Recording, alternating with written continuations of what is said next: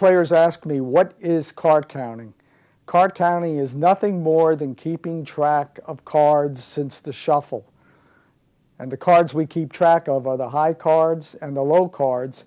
And by keeping this ratio of high cards to low cards, it gives the card counter a prediction on whether or not he has the edge on the next hand.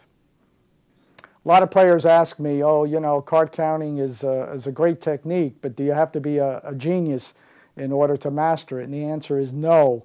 Anybody with average intelligence can learn how to count cards. And this is how it works.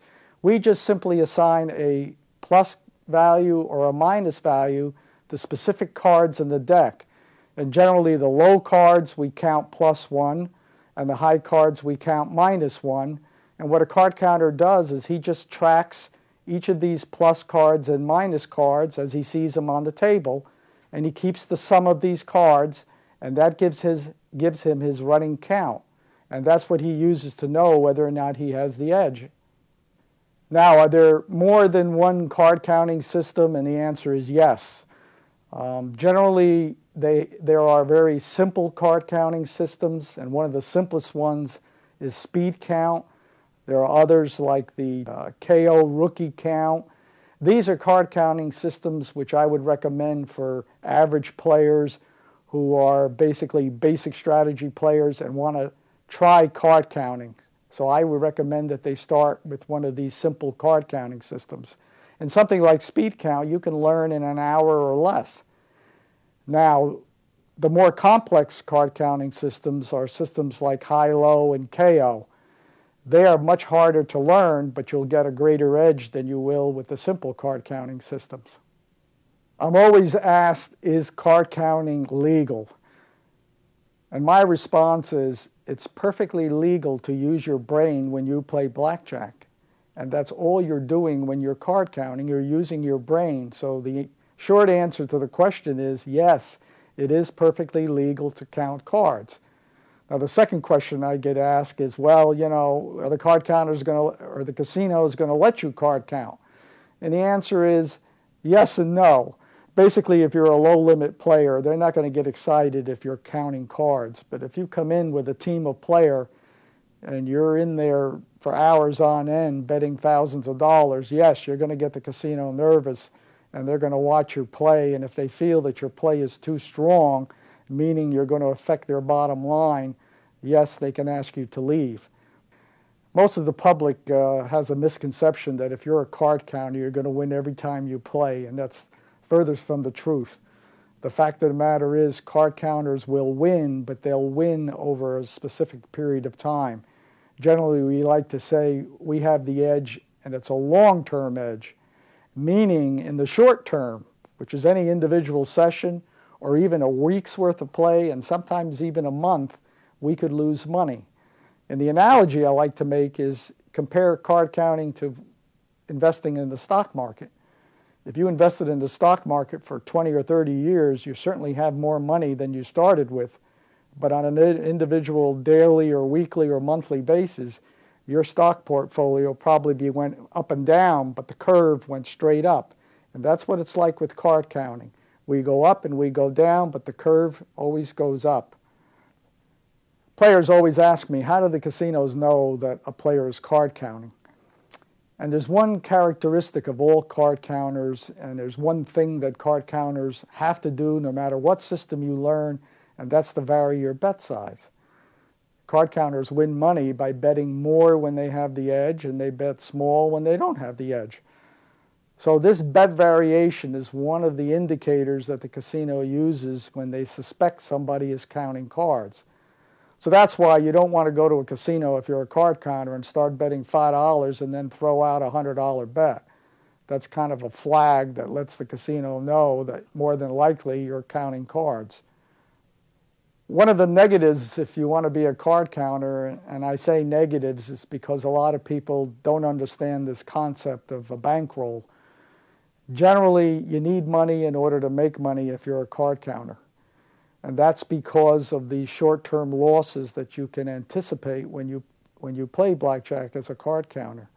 So as a general rule of thumb, you need about 100 times your maximum bet, and that should be your bankroll. So let's say you're going to spread from $10 to $50 as a card counter. You should have 50 times 100, which is a $5,000 bankroll, set aside for the sole purposes of using it when you play blackjack, spreading $10 to $50. Now, as your bankroll grows, then you can increase your bet spread, and when your bankroll takes a hit, then you should go down in your bet spread and try and keep that 1 to 100 ratio. How long does it take for an average player to master card counting? Again, it depends on the complexity of the card counting system.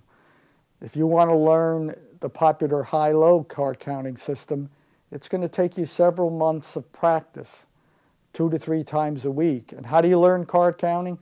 Well, first thing you should do is read a good book on what card counting is all about. And then you need a deck of cards, and you got to practice keeping that running count, flipping the cards and adding the pluses and minuses. And you've got to be able to count down a deck of cards accurately in about 30 seconds or less. So it takes a little bit of a practice to do this. Now, if you're going to learn a simple card counting system like speed count, card counting system like that, you can learn in less than an hour. One of the most important conditions that card counters want to see in a blackjack game before they sit down and play is what we call the penetration. Penetration is the percentage of the cards that are dealt before the dealer shuffles. So for example, if you're playing a 2-deck game and one deck is played out and now the dealer picks up the cards and shuffles, that's a 50% penetration. You've only seen 1 out of the 2 decks. That's not a very good game for a card counter. What a card counter would prefer is a 2-deck game where more than 1 deck is played before the dealer shuffles. So the greater the percentage of the cards that are dealt, the greater will be the card counter's edge. So card counters always look for games with deep penetration. As a benchmark for a 2-deck game, you want at least a 60% penetration, and for a 6-deck game, you want at least 75% penetration.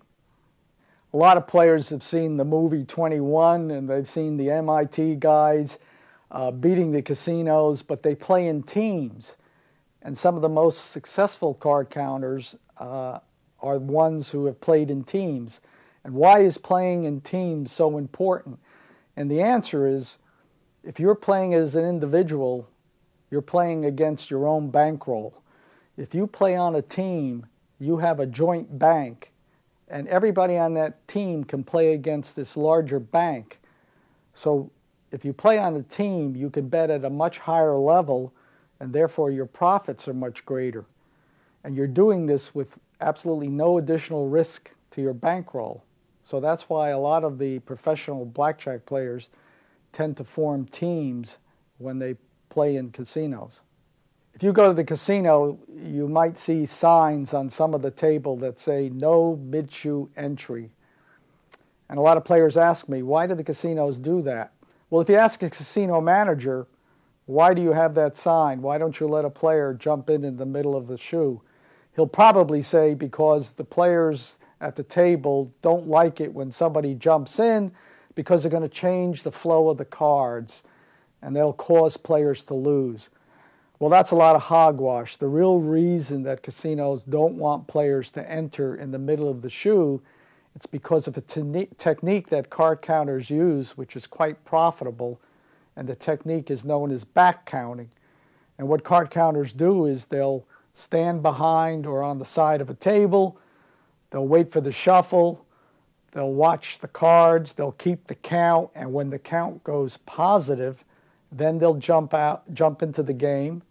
They'll make big bets. They'll continue to make big bets when they have the edge, and then when the count goes negative, they'll leave, and then they'll wait for the next table to go positive and jump in.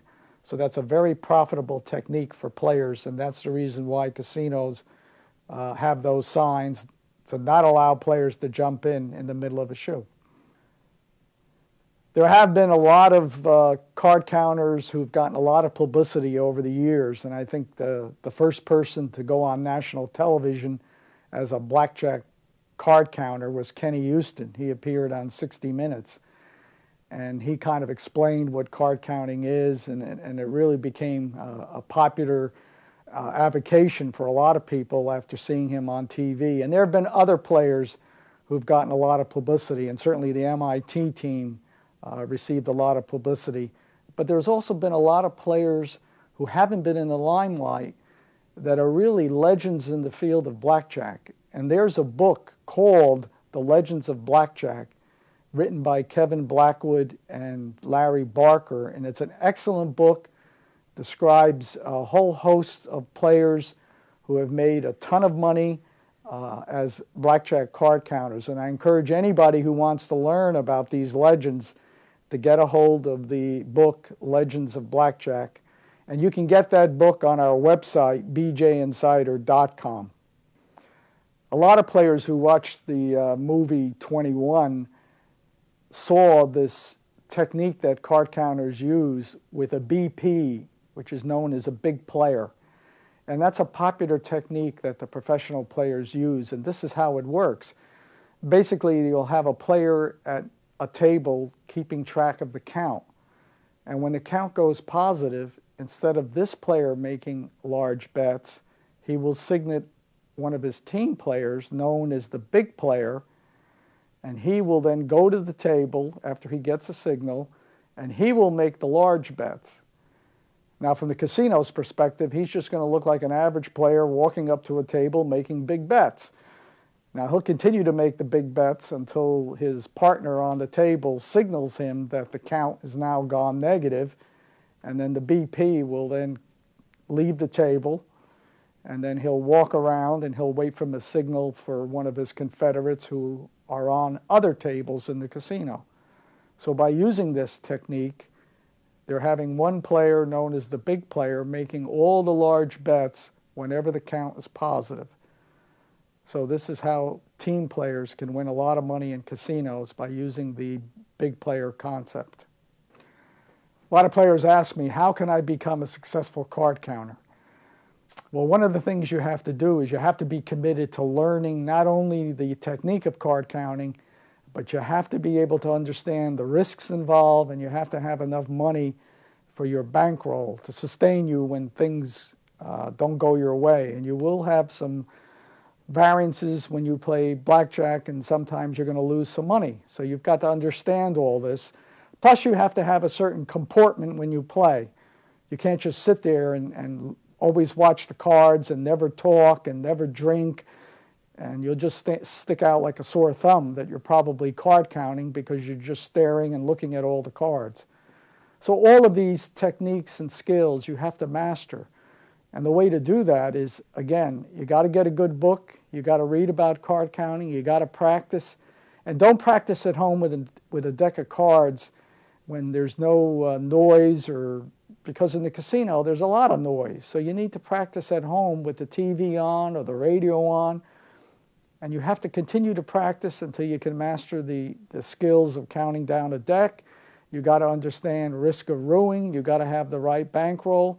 And you really need to start out at a low level of betting until you feel comfortable that you're not making errors, and then you could advance to a higher level of betting.